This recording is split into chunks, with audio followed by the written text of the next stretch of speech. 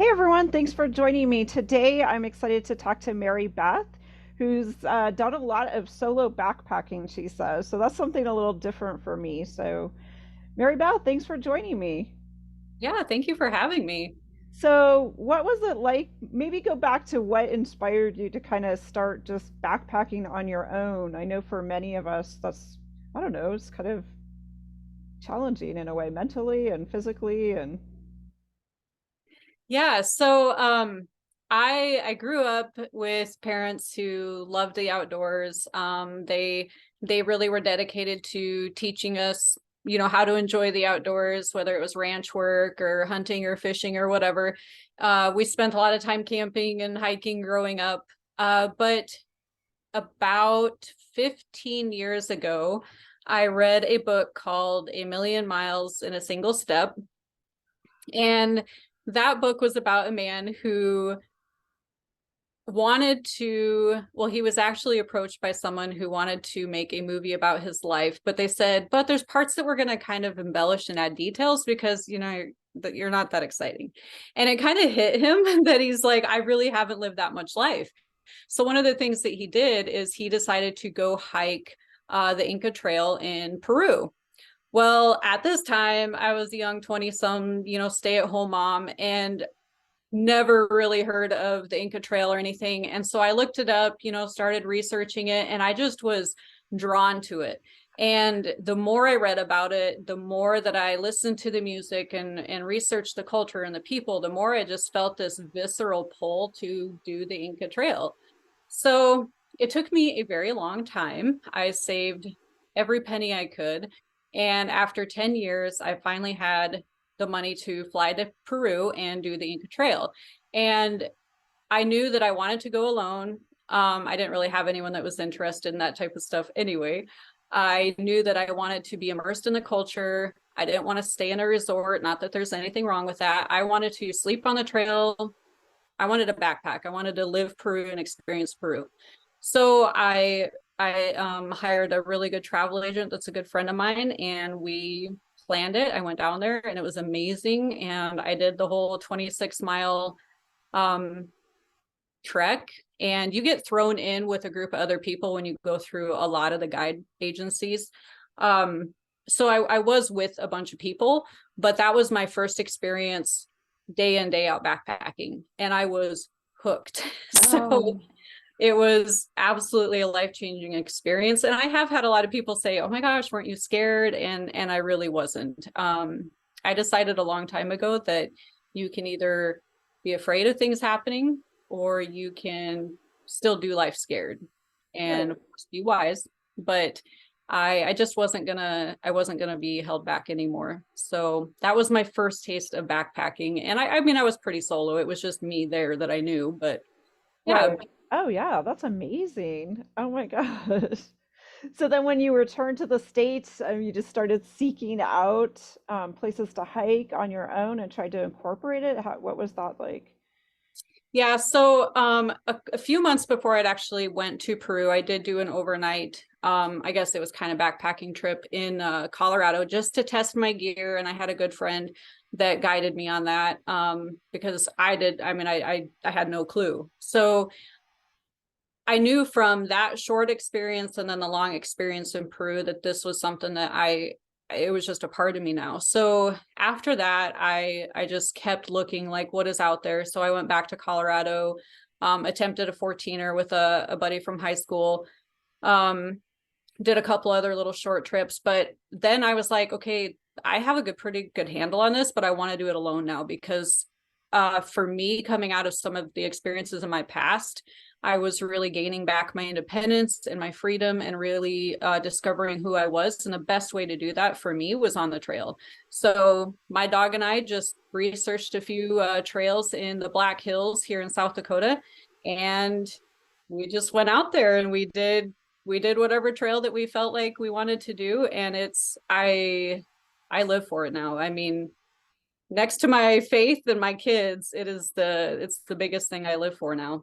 Yeah, I would think it just would empower you so much to set a goal like that and then to achieve it. It just, if you can do that, what else can life throw at you in a way?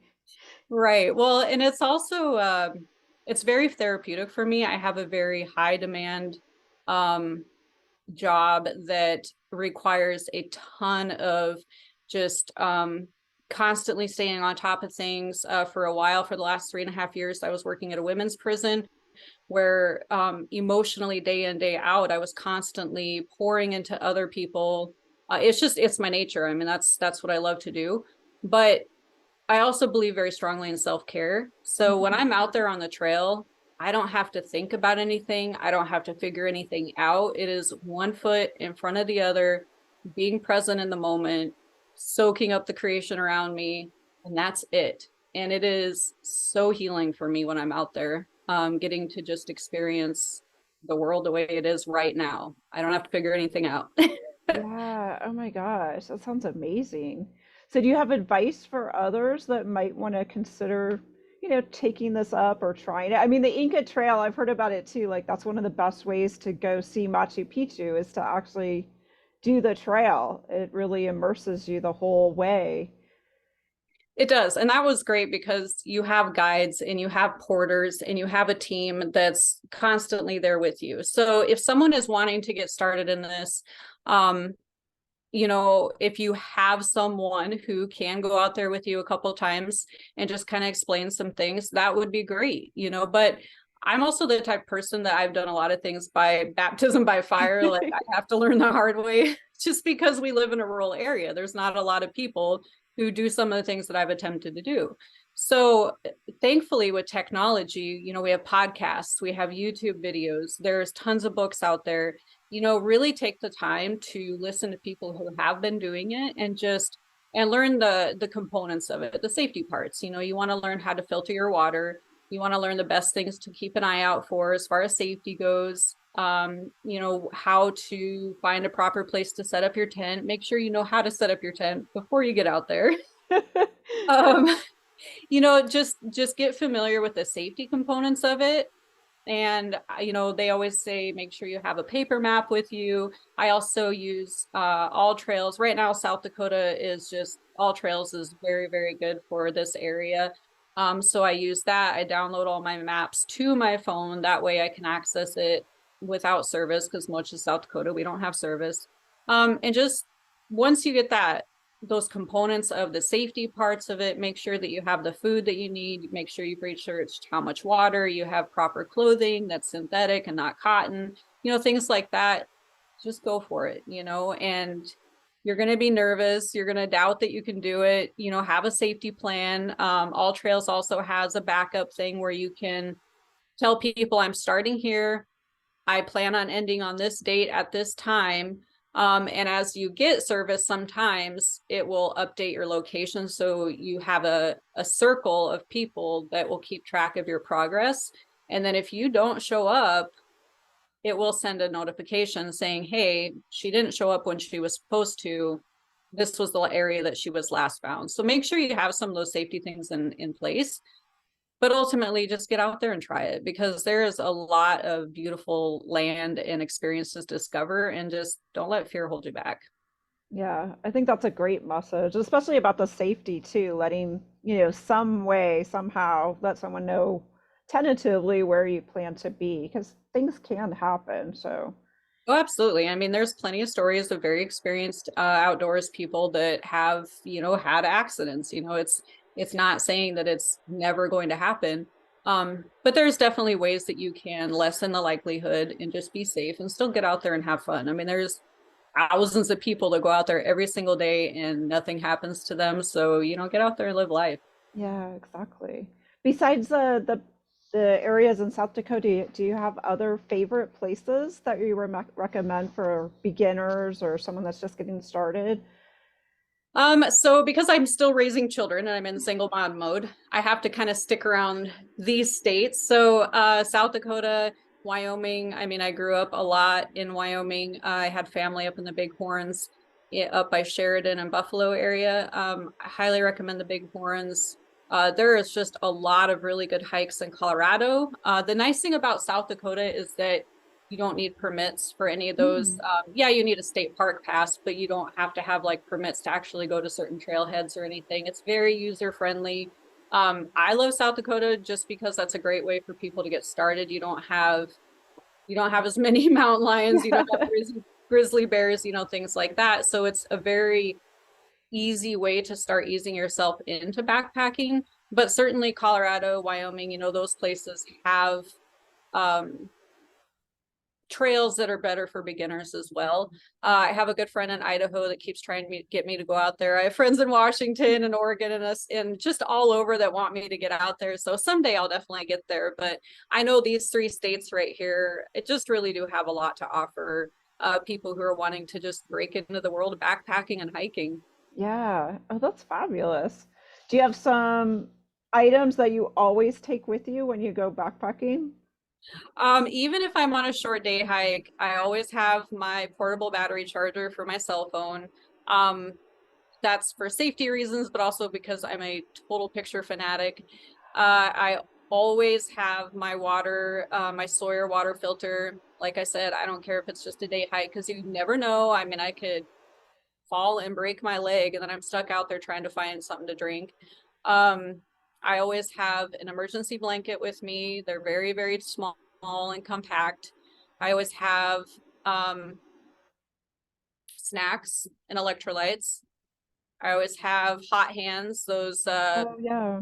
whatever they Yeah, they like little are. You shake package. them and they Yeah. warm up. Yeah, which those have been really nice. I mean, I did come across a lady in the Black Hills that had fallen, and she had someone coming back to get her. They were going down to get stake part service to come up and rescue her. But it was chilly. It was in October. And so I gave her my hot hands, and that kind of helped keep her hands warm while she was sitting there waiting. And they did have an emergency blanket and stuff. So I always keep that with me. Um, my comfort item that I absolutely always have to have with me are my little hiking shoe gaiters. Absolutely Oh, love those things. what are those? So they strap around the bottom of your hiking shoe and then they Right. go up around your ankle, and it's just a solid piece of material. Uh-huh. And I love them because my shoelaces don't come untied and I don't get rocks in my shoes. Oh, how cool. I have not even heard of those. You're right, Yes, because even on like I'll take a day walk or something, and you're right, it's so frustrating to look down or notice the darn bootlaces have come, even if you've double tied them and stuff. right. Wow. And I hate having rocks in my shoes. Like, I mean, I wear a lot of weight. I, again, Yeah. single mom, I can't afford the super ultra light stuff because it's way out of my price range. Yeah. So my gear is typically 32 pounds when I go out for a whole weekend. So I have a ton of weight. I have my dog's leash strapped around my waist. I have my trekking poles. I am not stopping every time I get a stinking pebble No. in my shoe. I'm No, not doing it. exactly. We'll have to put a link to those though. Those sound ingenious. Yeah, the brand that I have right now is Solomon. But there are other ones out there and I just absolutely love them. Like I wear them anytime I'm going for even a walk because I'm just like, I'm not getting Well, rocks in my shoe. yeah, exactly. And that's what I mean. It's sometimes these little things that make a world of difference. Yeah, and I have to admit it was one of those things when a friend gave them to me, I'm like, really? I don't need this. And then I wore them and I'm like, I will never not have these. Well, yeah. I mean, because you're honestly not going to be taking off your boots till the end of the day. I mean, so No. So I think those are some of the necessities that I always make sure I have. I think I always also just carry a lighter and just little safety items like that. For me it's just always about safety. Just making sure that I never get caught completely unaware, but yeah. yeah, those are kind of the main things that I always make sure I have. And I think the emergency blanket is a good idea for anyone too. And it's super lightweight, so I might try to put a link for that too for people. Because even if you're just out for the day, the weather can often change.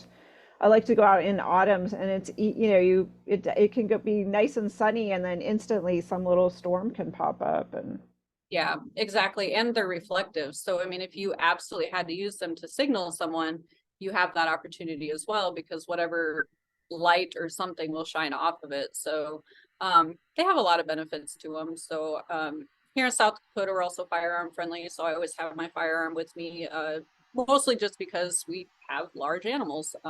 So, Right. that's about it. Those are kind of my go-tos no matter what. I have a small first aid kit, things like that. So, Right. Yeah. Oh, wow. This has been super informative. Thank you so much, Mary Beth. And can you share where people can find you if they've got questions or want to reach out to you for some more information? yeah, absolutely. So I have Facebook is Mary Beth Holsworth, and my last name is spelled Holz as in zebra, Warth. You can find me on there. You can shoot me a message. Happy to chat hiking anytime with anyone. I also have an Instagram that I'm trying to be more active on, and it's a little lengthy, but it's Lizzy, Lizzy, and then LAS is in Sam, AIR, F is in Frank, HIONA. Um, I have a YouTube channel, which is also Mary Beth Holsworth. I don't upload a ton of stuff, but I do have some of my backpacking vlogs on there. And that is Mary Beth Holsworth 9262. And then I have a TikTok where a bulk of my fun little short clips on hiking, backpacking, just my crazy adventures with myself, my kids, my dog. And that is Lizzy, again, common spelling, McShizzy. That's thanks to my oldest son.